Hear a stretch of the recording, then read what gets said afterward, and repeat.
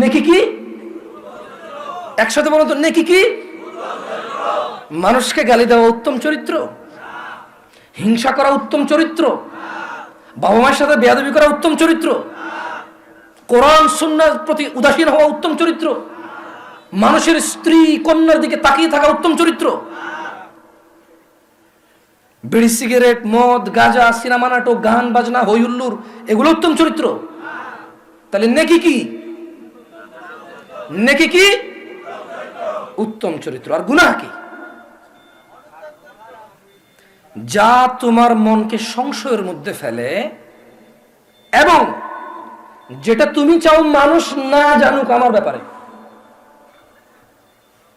যা তোমার মনকে সংশয়ের মধ্যে ফেলে, সন্দেহের মধ্যে ফেলে এবং তুমি চাও যে আমার এই কাজটা মানুষ না জানুক, সেটাই হচ্ছে গুনাহ। আলহামদুলিল্লাহ, আলহামদুলিল্লাহ রাব্বিল আলামিন, والصلاة والسلام على أشرف الأنبياء والمرسلين نبينا حبيبنا قدوتنا رسولنا محمد صلى الله عليه وسلم। প্রশংসা আল্লাহ তাআলার, যিনি আমাদের সৃষ্টি করছে এক বিন্দু তুচ্ছ পানি থেকে, তারপরে এই পৃথিবীতে প্রেরণ করেছে নর এবং নারী হিসেবে, ছেড়ে দেয়নি, লাগামহীনভাবে পাঠিয়েছে আসমানি কিতাব, তা বুঝিয়ে দেওয়ার জন্য নির্বাচন করেছেন রাসূল। আলহামদুলিল্লাহ। আসলে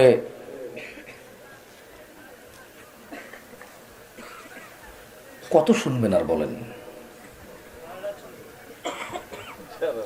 কি বা বলা সম্ভব? ওই 114টা সূরার বাহিরে ইসলাম সীমাবদ্ধ।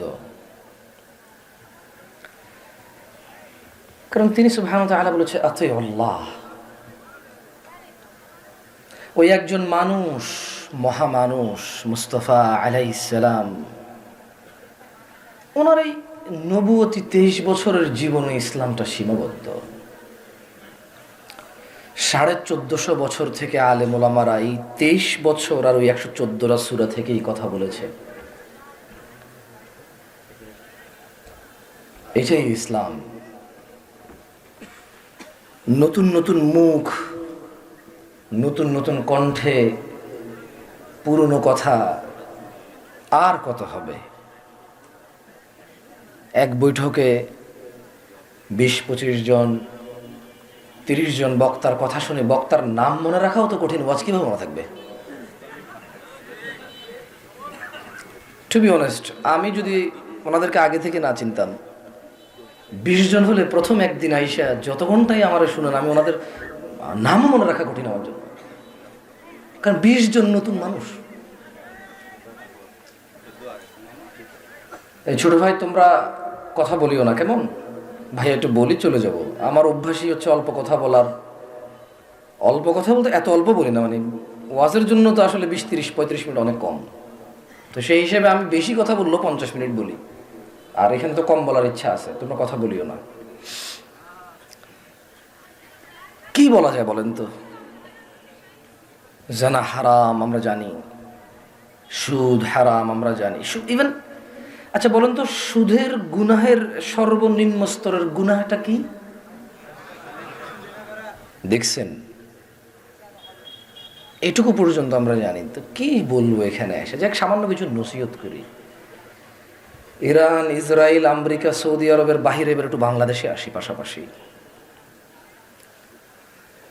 ঠিক আছে, বিশ্বে এখন যা চলছে তা নিয়ে কথা বলতে হবে। সবাই তো বলছে, আমি না হয় ভিন্ন কিছু বললাম, আমি না হয় এমন কিছু বললাম যে জন্য আমি জিজ্ঞাসিত হব, হওয়ার সম্ভাবনা আছে। আবু সাঈদ খুদরি রাদিয়াল্লাহু আনহু আমি কিন্তু আপনাদের মাঝে মধ্যে একটু জিজ্ঞেস করবো, ঠিক কিনা ব্যাঠিক কিনা জিজ্ঞেস করবো না। আমি যে কথা বলতেছি, হাদিস বলতেছি, হাদিস কোন সাহাবী থেকে একটু জিজ্ঞেস করবো, আপনারা বলিয়েন, বললে বুঝবো যে আপনারা শুনতেছেন কথা। আর যদি আমি বুঝি যে আপনারা শুনতেছেন না, আমিও বেশি বলবো না। আমি ওরকম লোক না যে মাইক পেলে লোক সামলাতে পারে না, সারা রাত বসে বসে কথা বলি। আমি এরকম লোক না, আমি শুনলে কথা বলি, আদারওয়াইজ বলবো না।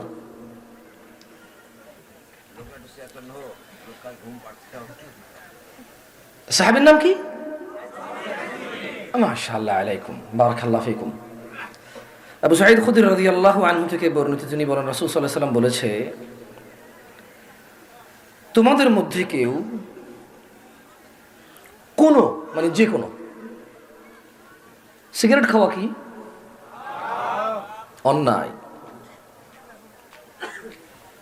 কেন অন্যায়? কারণ হারাম। জুয়া খেলা কি? মেয়েদের দিকে তাকিয়ে থাকা? আমি দুঃখিত, আমি তোমার বলতে পারবো না যে বেপরদা নারী হাইটা যায় পুরা দুনিয়া শেষ করে ফেললো, আমি পারবো না। আমি বলবো যে তুমি তাকায় থাকো কেন? I will ask you because you are my brother. I will ask you. আমি তোমাকে বলবো কারণ তুমি আমার ভাই। I don't know, আমি কোনো মহিলা চিনি না। যারা উলঙ্গ হেঁটে বেড়ায় আমি তাদেরকে চিনি না, তারা এখানে উপস্থিত নাই আমার সামনে। বিলিভ মি, আমি তাদের দেখি নাই কখনো, চিনি না। অপরিচিত অজানা একটা মানুষ জাহান্নামে গেল নাকি জান্নাতে গেল, কি যায় আসে আমার? তুমি আমার ভাই, চলো তোমাকে নিয়ে কথা বলি। তাহলে দুই বন্ধু একসাথে দাঁড়ায় আছে, এক বন্ধু যদি মেয়েদের দিকে তাকায় থাকে, এক বন্ধু যদি গান শোনে, এটা কি? গান শোনা কি? তো এইটা বলতেছে আবু সাঈদ খুদরি রাদিয়াল্লাহু আনহু বলতেছে যে তোমাদের মধ্যে যখন কেউ কোনো অন্যায় দেখে বা দেখলো, তা সে প্রতিহত করবে হাত দিয়ে। তোমার টুংটাং বন্ধ করো ভাই, বন্ধ করো এটা। তখন সে তা কি দিয়ে প্রতিহত করবে? আজকের দিনে এই দায়িত্ব কি তোমার আমার নাকি সরকারের? না, একটা পর্যায় পর্যন্ত পরিবার, সমাজ, গ্রাম যেখানে যেখানে চলবে। আবার ঢাকা শহরে যাইয়া তুমি কাউরে কিছু বললে উল্টা গণধোলায় খেয়ে যাবে, মহিলা বলবে যে আমার অন্য ধরে টান দিছে, একদম গণধোলায় খেয়ে যাবা। সো বুঝে শুনে কেমন? যদি হাত দিয়ে থামানো সম্ভব না হয় তাইলে মুখ দিয়ে নিষেধ করবে। কি দিয়ে নিষেধ করবে? মুখ দিয়ে নিষেধ করবে। ফাইন লাম ইয়াস্তাতি',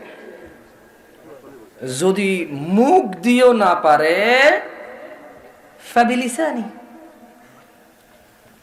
যদি মুখ দিয়েও না পারে তাহলে কি করবে? সে ঘৃণা করে উল্টা ফিরবে। ওয়াযালিকা আযআফুল ঈমান, তাহলে এই থামো, হাত দিয়ে ধরে ফেললাম, সম্ভব না, ক্ষমতা নাই, এইটা আমার পক্ষে হয়ে উঠছে না। তাহলে বলা এটা ঠিক হচ্ছে না, আপনি অন্যায় করতেছেন, আমরা থাকতে এটা হবে না। এই ভাই কিছু বলো না কেন ওনাকে, উনি যে অন্যায় করতেছে হচ্ছে না। তাহলে কি? ঘৃণা করে উল্টা ফিরবে। এই ঘৃণা করে উল্টা ফেরাটাও ঈমান। কিন্তু ক্ষমতা নেই, তারপরও বাড়তি কথা বলে নিজে বিপদে পড়ে আর 10 জনকে বিপদে ফেলানো কিন্তু গুনাহ।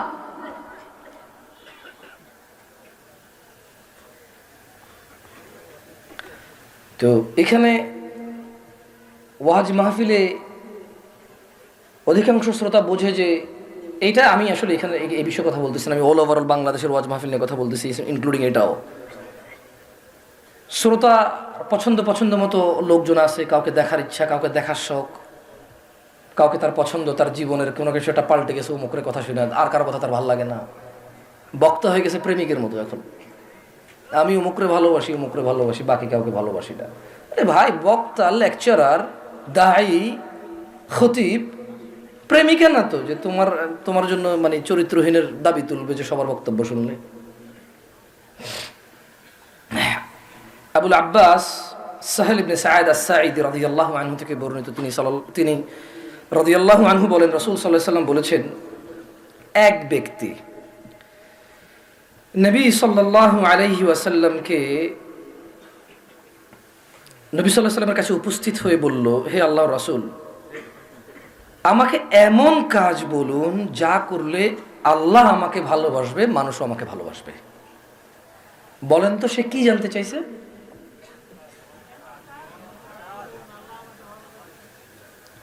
একসাথে বলিয়ে। এক ব্যক্তি নবী সাল্লাল্লাহু আলাইহি সাল্লামের কাছে এসে বলল, ইয়া রাসূলুল্লাহ, ইয়া হাবিবাল্লাহ, আমাকে এমন কাজ বলুন যা করলে আল্লাহ আমাকে ভালোবাসবে, মানুষ আমাকে ভালোবাসবে। সে কি জানতে চাইছে আল্লাহ নবীর কাছে? কোন কাজ? মানে ওই কাজটা সে কেন জানতে চাচ্ছে? কেন? আর কে ভালোবাসবে? হচ্ছে না। একসাথে বলেন যে সে কার ভালোবাসার জন্য? আর কার? মানুষের। তখন মুস্তাফা আলাইহিস সালাম তাকে বললেন, তুমি দুনিয়ার প্রতি অনুরাগী হবা না, তুমি দুনিয়ার প্রতি আসক্ত হবা না, তাইলে আল্লাহ তোমাকে ভালোবাসবে। কোন কাজ করলে আল্লাহ ভালোবাসবে? কোন কাজ না করলে? একসাথে বলবে, আদারওয়াইজ আমি দুই একটা হাদিস বলে চলে যাবো। শেখ আছে, কথা বলবো, সমস্যা নাই। দেখেন, এখানে আপনি হয়তো এখানে গ্রাম থেকে চলে যাবেন, আমি কিন্তু হান্ড্রেডস অফ মাইলস পার করে আসছি এই জায়গায়, শুধু এই 20 মিনিট কথা বলার জন্য অপেক্ষা করতেছি। এখানে পৌঁছেছি মানে 8টার দিকে, 4 ঘন্টা অপেক্ষা করতেছি 20 মিনিট কথা বলার জন্য। আর ঘর থেকে বেরিয়েছি সেই দুপুর 2টায়। আগামীকাল কয়টায় পৌঁছাবো আল্লাহ ভালো জানে। সো আপনার কাছে এই টাইমটা দাম না থাকতে পারে, আমার কাছে অনেক দাম আছে। আপনি মানিয়েন না, কিন্তু এখন বলবেন। আপনি না বললে আমি বলবো না, আমি সোজা যাই ঘুমাই যাবো, রাত অনেক হয়েছে। কোন কাজ করলে আল্লাহ ভালোবাসবে? খেয়ে ফেলছেন, দেখছেন সারাদিন ইসরায়েল আর আমেরিকা, সৌদি আরব সুন্দর সুন্দর সব খেয়ে ফেলছেন। কোন কাজ করলে আল্লাহ ভালোবাসবে? দুনিয়ার প্রতি আসক্ত না হলে। আর মানুষের কাছে যা আছে তুমি যদি তার প্রতি আগ্রহী না হও, মানে মানুষের সম্পদ, মানুষের ইজ্জত, মানুষের একটা কিছু যেটা তোমার সমান সমান লাগবে, যদি এরকম মনে না করো, অমুকের আছে আমার নাই, ওরটা আমার হইতে হবে, ওর মতো হইতে হবে, ওর আছে আমার কেন নাই, যদি এরকম লোভ লালসা মুক্ত হও, আল্লাহ নবী সাল্লাল্লাহু আলাইহি সাল্লাম বললেন যে মানুষের কাছে যা আছে তুমি যদি তার থেকে তার প্রতি আগ্রহ না হও, তাহলে মানুষও তোমাকে ভালোবাসবে। তাহলে মানুষ ভালোবাসবে যদি মানুষের কাছে যা আছে তার প্রতি লোভ না করে, আর আল্লাহ ভালোবাসবে যদি দুনিয়ার প্রতি আসক্ত না হয়। বুঝে আসছে আল্লাহর ভালোবাসা কিভাবে পাওয়া যাবে? ফজরের নামাজ কয় রাকাত? তো বলে লাভ নাই তো এই বিষয়। এখন জোহর কয় রাকাত? 4 রাকাত। রোজা আধা মাস, কোয়ার্টার মাস নাকি 1 মাস? যাক মাশাআল্লাহ জানেন এগুলো, তাহলে এগুলো কিছু বলি। কেমন? যেগুলো জানেন সেগুলো তো রেগুলার। আন-নওয়াস ইবনে সামআন রাদিয়াল্লাহু আনহু থেকে বর্ণিত, তিনি বলেন নবী সাল্লাল্লাহু আলাইহি সাল্লাম বলেছেন, বর্ণনা করেছেন, আচ্ছা নেকি কি? আমরা যে মানুষকে বলি ভালো কাজ করেন, নেকির কাজ করেন, সওয়াবের কাজ করেন, সওয়াব জান্নাতে যাবে, আখিরাতে টাকা পয়সা চলবে না, আখিরাতে ধন সম্পদ চলবে না, চলবে কি? নেকি। কি চলবে? নেকি। তো আল্লাহর নবী সাল্লাল্লাহু আলাইহি সাল্লাম তিনি বললেন উত্তম চরিত্র হচ্ছে নেকি। নেকি কি? একসাথে বলুন তো, নেকি কি? মানুষকে গালি দেওয়া উত্তম চরিত্র? হিংসা করা উত্তম চরিত্র? বাবা মায়ের সাথে বেয়াদবি করা উত্তম চরিত্র? কোরআন সুন্নাহর প্রতি উদাসীন হওয়া উত্তম চরিত্র? মানুষের স্ত্রী কন্যার দিকে তাকিয়ে থাকা উত্তম চরিত্র? বিড়ি, সিগারেট, মদ, গাঁজা, সিনেমা নাটক, গান বাজনা, হই হুল্লোড়, এগুলো উত্তম চরিত্র? তাহলে নেকি কি? নেকি কি? উত্তম চরিত্র। আর গুনাহ কি? যা তোমার মনকে সংশয়ের মধ্যে ফেলে এবং যেটা তুমি চাও মানুষ না জানুক আমার ব্যাপারে। যা তোমার মনকে সংশয়ের মধ্যে ফেলে, সন্দেহের মধ্যে ফেলে, এবং তুমি চাও যে আমার এই কাজটা মানুষ না জানুক, সেটাই হচ্ছে গুনাহ।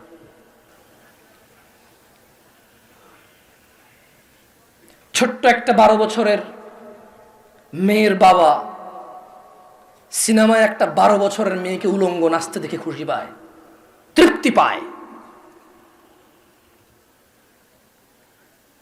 16 বছরের 15 বছরের যুবতী মেয়ের বাবা মাদ্রাসা স্কুলে প্রয়োজনে ঘর থেকে বের হওয়া মেয়েটার হাঁটার দিকে তাকিয়ে থাকে, আর ওর হাঁটে কেমনে, চলে কেমনে, বসে কেমনে, এগুলো অবজার্ভ করে বসে বসে। অথচ ওর ঘরেই 15 বছরের কন্যা আছে, ওর ঘরেই 15 বছরের 16 বছরের বোন আছে ওর।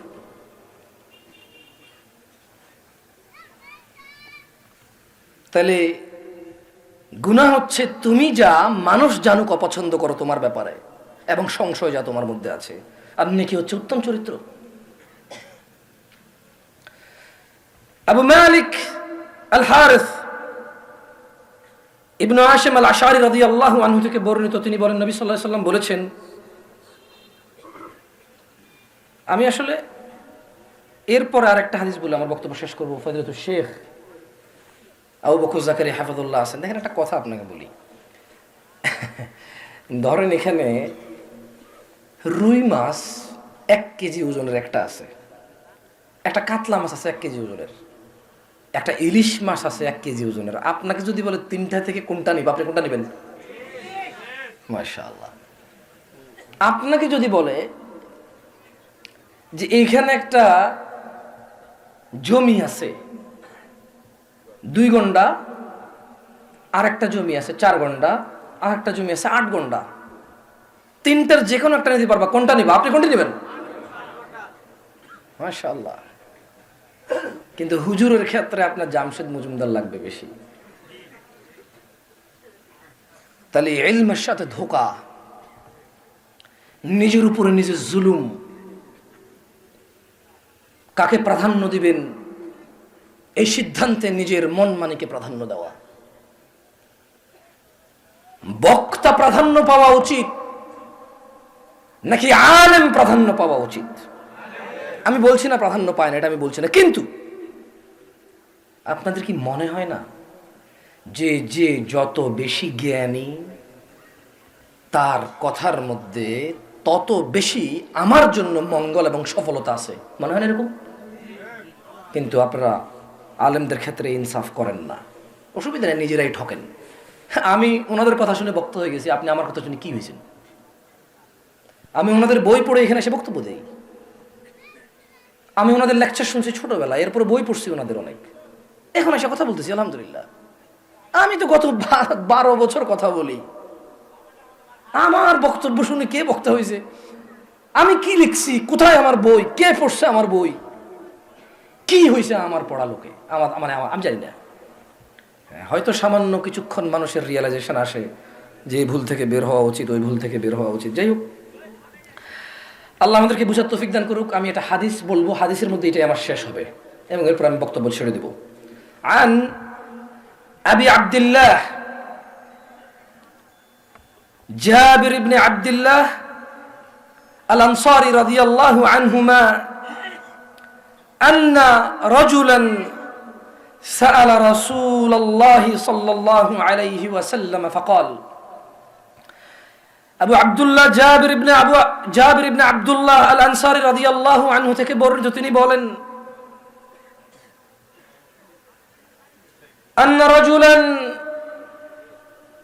এক ব্যক্তি, কয়জন? সাআলা রাসূলুল্লাহ সাল্লাল্লাহু আলাইহি ওয়াসাল্লাম, আল্লাহর নবী সাল্লাল্লাহু আলাইহি সাল্লামকে জিজ্ঞেস করলেন। ফাকাল, সে আল্লাহ নবী সাল্লাল্লাহু আলাইহি ওয়াসাল্লামকে জিজ্ঞেস করলেন, আরাআইতা ইযা সাল্লাইতাল মাকতুবাত, যদি আমি, বলল, ইয়া রাসূলুল্লাহ, আপনি কি মনে করেন আমি যদি দিনে 5 ওয়াক্তের শুধু ফরজ নামাজগুলা যদি ব্যাখ্যা দিয়ে বুঝাইতে চাই, ফজরের 2, আসরের 4, জোহরের 4, মাগরিবের 3 আর এশার 4, এই কত রাকাত হলো? কত? সে বলল, লোক আয়েশা কাকে জিজ্ঞেস করছে? কাকে? তাবলীগি জামাতের আমির কে? জামাত ইসলামের আমির কে? আহলে হাদিস আন্দোলন আর জমিয়তের আমির কে? বাইতুল মুকাররমের খতিব কে? বাংলাদেশ আলিয়া মাদ্রাসার বোর্ডের প্রধান কে? দারুল হুদার প্রিন্সিপাল কে? জামশেদ মজুমদার কে? ওই লোক কাকে জিজ্ঞেস করছে? কাকে? খাতামান নবিয়্যিন কে আলাইহিস সালাম, ফাতিমার আব্বাকে আলাইহিস সালাম, হাসান হুসাইনের নানাকে আলাইহিস সালাম, হাবিবুল্লাহকে আলাইহিস সালাম, খলিলুল্লাহকে আলাইহিস সালাম, ইমামুল আম্বিয়াকে আলাইহিস সালাম, ইমামুল মুরসালিনকে আলাইহিস সালাম, যাকে তিনি সুবহানাহু ওয়া তাআলা বলেছেন, আল্লাহ বলছেন যে আপনাকে আমি সৃষ্টি করেছি রহমত হিসেবে পুরো পৃথিবীর মানুষের জন্য। হিন্দু, বৌদ্ধ, খ্রিস্টান, ঈসাই, ইহুদি, আস্তিক নাস্তিক মানে না। আপনি এখন আছেন, যারা আছে আর আপনার পরে যারা কিয়ামত পর্যন্ত আসবে, সবার জন্য আপনি দয়া। তাহলে এক ব্যক্তি কাকে জিজ্ঞেস করছে? কাকে? বলল যে ইয়া রাসূলুল্লাহ, আপনি কি মনে করেন আমি যদি দিনে ফরজ সমূহ মানে ফরজ 5 ওয়াক্ত নামাজ পড়ি এবং বছর ঘুরে রোজার মাস আসবে, রমজান মাস আসবে, ওই মাসে যদি আমি সিয়াম পালন করি এবং যদি আমি হালালকে হালাল বলে হারামকে হারাম বলে ঘোষণা করি, এর বেশি কিছু না করি, ওয়ালা নাজিদ আলা যালিকা শাইআ, এর বেশি যদি কিছু আমি না করি, আপনি কি মনে করেন তাইলে আমি জান্নাতে প্রবেশ করব ইয়া রাসূলুল্লাহ? মুস্তাফা আলাইহিস সালাম বললেন, হ্যাঁ তুমি জান্নাতে যাবা। আমার আর বেশি কিছুর বক্তব্য দেওয়ার প্রয়োজন আছে বলে মনে হয় না। আপনি অনেক কিছু করতে চান ইসলামের জন্য, তৈয়ব করেন, 5 ওয়াক্ত সালাত ঠিক করেন, পাশাপাশি কিছু করেন। যা হারাম তা হারাম বলেন, দাড়ি কাটা হারাম, টাকনুর নিচে প্যান্ট পরা হারাম, মেয়েদের দিকে তাকানো হারাম, বাপ মায়ের সাথে উঁচু আওয়াজে কথা বলা হারাম, হারাম নিজেকে কোরআন ও সুন্নাহ সম্পর্কে জ্ঞানী না করে তোলা, হারাম আল্লাহ সম্পর্কে জ্ঞান অর্জন করতে না চাওয়া, হারাম এগুলো। আপনি হারাম কাজগুলো থেকে বিরত হন। অলসতা হারাম, উদাসীনতা হারাম, নিজ স্ত্রীর প্রতি জুলুম হারাম, নিজ ছেলেদেরকে সম্পদ দিয়ে দিয়ে মেয়েদেরকে বঞ্চিত করা হারাম। আপনি দিনে 5 ওয়াক্ত সালাত, রমজানের রোজা, হালালকে হালাল আর হারামকে হারাম মনে করেন না। যা হারাম তা আপনি করবেন না। সাহাবী জিজ্ঞেস করলো, ইয়া রাসূলুল্লাহ, আমি এর বেশি কিছু করবো না। এরপরে যে আল্লাহ নবী বলতেছে যে হ্যাঁ তুমি জান্নাতে যাবা। সুবহানাল্লাহ। আল্লাহ আমাদেরকে বোঝার তৌফিক দান করুন। সরি, ওই ওয়াজে আসলে কয়েক ওয়াজ হয়ে যায় ওই যারা রিসিভ করে তাদের সাথে, এরপর গলাটলা ভেঙে যায়। আল্লাহ আমাদেরকে বোঝার তৌফিক দান করুন, আমিন। আমি সহ আপনারা সহ ইনশাআল্লাহ আমরা ফজিলতুল শেখ আদ-দুকতোর আবু বকর মোহাম্মদ জাকারিয়া হাফিজাহুল্লাহর বক্তব্য শুনবো ইনশাআল্লাহ। জাযাকুমুল্লাহ খায়র। আসসালামু আলাইকুম।